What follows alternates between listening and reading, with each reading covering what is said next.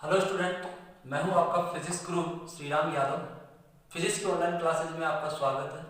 और आज की क्लास में अपन टॉपिक पढ़ने वाले हैं torque and force on a dipole in a uniform electric field. एक समान विद्युत क्षेत्र में द्विध्रुव पर लगने वाला बल एवं बल आघूर्ण कितना होता है, ये ज्ञात करना है अपने को। एक समान विद्युत क्षेत्र में कोई विद्युत द्विध्रुव रखा हुआ है, तो विद्युत द्विध्रुव को यदि अपन एक समान विद्युत क्षेत्र में व्यवस्थित करते हैं तो द्विध्रुव के दोनों आवेशों पर विद्युत क्षेत्र के कारण बल आरोपित होता है F बराबर QE। तो यहाँ पर अपने पास देखा जाए तो एक समान विद्युत क्षेत्र और एक समान विद्युत क्षेत्र को समांतर विद्युत क्षेत्र रेखाओं के द्वारा प्रदर्शित किया जाता है।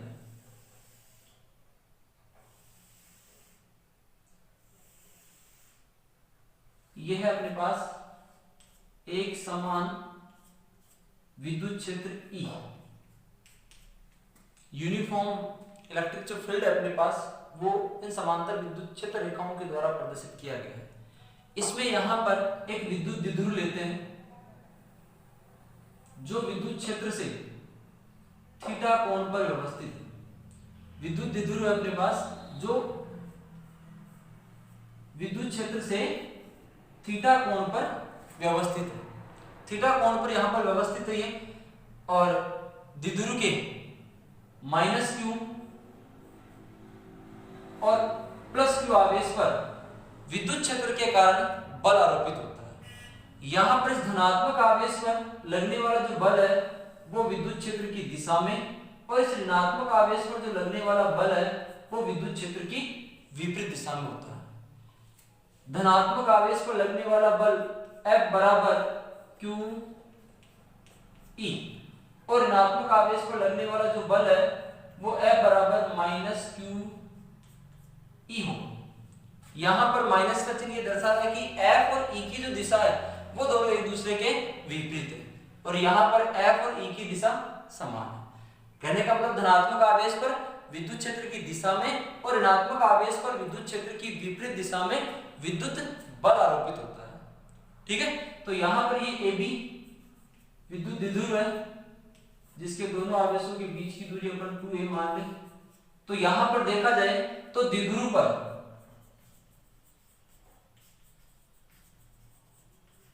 विद्युत द्विध्रुव पर परिणामी बल ये कितना होगा देखा जाए तो इस परिणामी बल का मान द्विध्रुव के दोनों आवेशों पर लगने वाला बल, धनात्मक आवेश पर लगने वाला बल और ऋणात्मक आवेश पर लगने वाले बलों का सदिश योग होगा। तो लगने वाला परिणामी बल F बराबर QE -QE। इसका मतलब F बराबर क्या होगा 0। तो एक समान विद्युत क्षेत्र में यदि कोई विद्युत द्विध्रुव व्यवस्थित है तो उस विद्युत द्विध्रुव पर लगने वाला जो परिणामी बल है वो शून्य होता है। इसका अर्थ यहाँ पर द्विध्रुव स्थानांतरण गति नहीं करता है, अर्थात परिणामी बल शून्य होने के कारण द्विध्रुव स्थानांतरीय गति नहीं करेगा। इस अवस्था में ये द्विध्रुव केवल घूर्णन गति करेगा। क्यों करेगा? इसका कारण यहां पर देखा जाए द्विध्रुव यहां पर क्या करेगा, केवल घूर्णन गति करेगा, स्थानांतरित गति नहीं करेगा, क्योंकि यहां पर लगने वाले सभी बलों का जो सदिश योग है वो शून्य होता है। इस कारण ये द्विध्रुव स्थानांतरित गति नहीं करता। स्थानांतरित गति के लिए आवश्यक शर्त यही है कि इसके बलों का योग शून्य होना चाहिए। तो यहां पर देखा जाए तो द्विध्रुव के दोनों आवेशों पर लगने वाले बलों की जो क्रिया रेखाएं हैं वो अलग अलग है। इन बलों की क्रिया रेखा अलग अलग होने के कारण, और मान लो इन दोनों क्रिया रेखाओं के बीच की जो दूरी है वो BP के रूप में अपन ले लें, तो यहां पर इन दोनों बलों की क्रिया रेखाएं अलग अलग होने के कारण इस द्विध्रुव में बल आघूर्ण उत्पन्न होगा। क्योंकि इन दोनों बलों के कारण ये बल इस द्विध्रुव को इस दिशा में खींच रहा है, ये बल इस द्विध्रुव को इस दिशा में खींच रहा है। इसका मतलब ये जो द्विध्रुव है इस विद्युत क्षेत्र के अंतर्गत इस प्रकार घूर्णन करने लगता है, क्योंकि ये इसको इस दिशा में खींच रहा है, ये इसको इस दिशा में खींच रहा है, तो ये धीरे धीरे क्या होगा, मूव होगा, यहाँ से मूव होगा, ये घूर्णन करेगा, रोटेशनल वे से घूर्णन कर रहा है। तो उस अवस्था में यहाँ पर जैसे ये घूर्णन करता है तो इसका मतलब यहाँ पर इसमें बल आघूर्ण प्रेरित हो रहा है, और उस बल आघूर्ण का जो मान है, बल आघूर्ण के सूत्र से अपन लिखे तो बल आघूर्ण बराबर होता है बल इंटू बलों की क्रिया रेखाओं के बीच की लंबवत दूरी। बल इंटू वहां पर उसके दोनों बलों के, एक बल का परिमाण और दोनों बलों के बीच की जो लंबवत दूरी है उसके गुणनफल का जो मान है वो बल आघूर्ण के बराबर होता है। बल आघूर्ण को अपन टॉ से व्यक्त कर रहे हैं, तो टॉ बराबर F into B P, F into B C कर लो स्टूडेंट, इसे ये बिंदु सी ले लिया। यहां पर त्रिभुज ए बी सी से यदि ये कोण थीटा है तो ये कोण भी थीटा होगा। समकोण त्रिभुज है तो इस समकोण त्रिभुज से sin थीटा बराबर लंब बटे हुए कर्ण, लंब क्या है इसका BC, कर्ण क्या है इसका AB, तो AB यहां पर अपने को दिया हुआ कितना 2a, तो BC बराबर स्टूडेंट अपने को कितना मिल गया 2a sin थीटा। तो उस अवस्था में बल आघूर्ण का मान कितना मिल जाएगा, टो बराबर F into 2a sin theta, और F का मान द्विध्रुव के एक आवेश पर लगने वाले बल का जो मान है वो कितना है QE, परिमाण देखा जाए तो QE into 2a sin theta, तो टो बराबर Q इंटू 2a, इसको एक साथ लिख लें, और E sin थीटा। यहां Q इंटू 2a किसके बराबर है, द्विध्रुव आघूर्ण P के बराबर है, ठीक है। तो उस अवस्था में टो बराबर अपने को क्या मिल गया, टो बराबर मिल गया PE sin थीटा। तो बल आघूर्ण का मान ये होगा। बल आघूर्ण को सदिश रूप में लिखा जाए, सदिश रूप में टो बराबर P cross E, A cross B बराबर AB sin थीटा होता है, तो P sin थीटा को अपन P क्रॉस E लिख सकते हैं। बल आघूर्ण एक सदिश राशि है, कैसी राशि है, सदिश राशि है, जिसकी दिशा P व E के तल के लंबवत होती है, जिसे अपन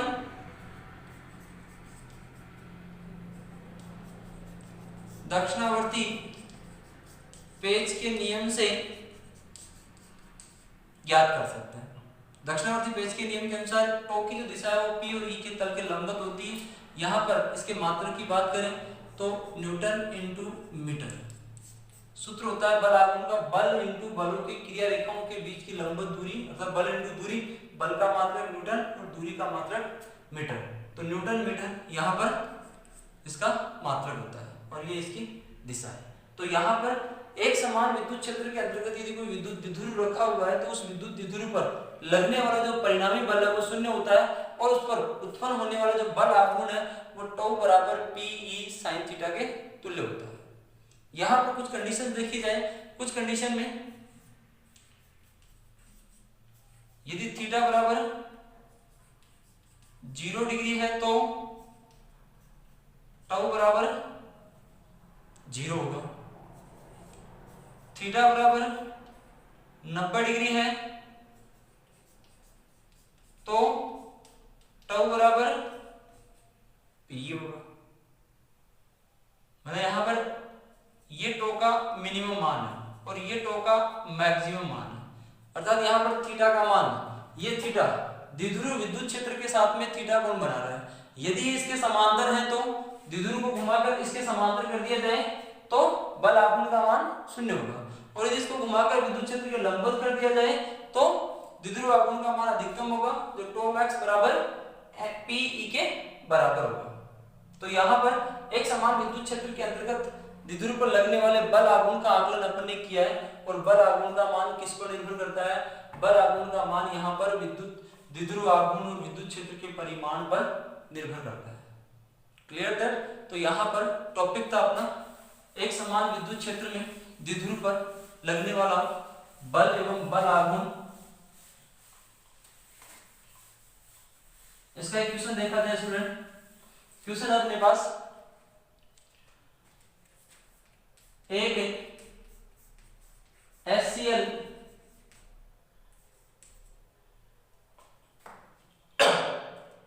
HCl अणु 10,000 वोल्ट प्रति मीटर के विद्युत क्षेत्र में रखा है। एक HCl अणु तो 10,000 वोल्ट प्रति मीटर के विद्युत क्षेत्र में रखा है। ये द्विध्रुव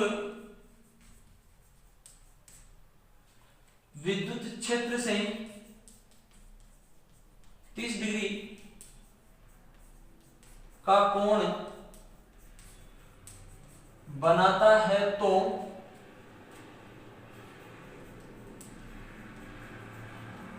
बल आघूर्ण ज्ञात कीजिए। और यहां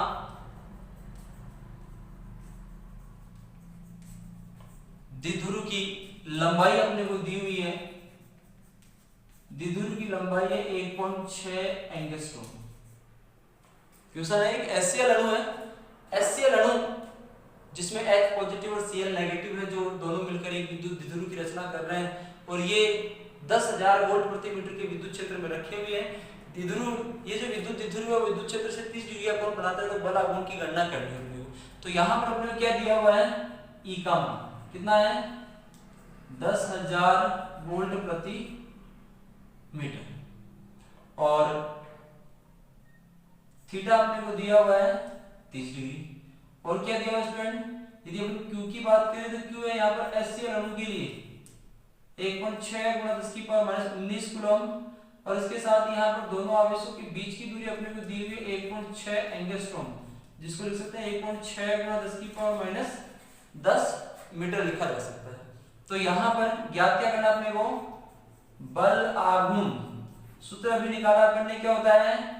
टो बराबर PE sin थीटा। और P क्या है यहाँ पर? P क्या है यहाँ पर स्टूडेंट? द्विध्रुव आघूर्ण कितना होता है मान? इसका मान होता है Q × 2a और E sin थीटा।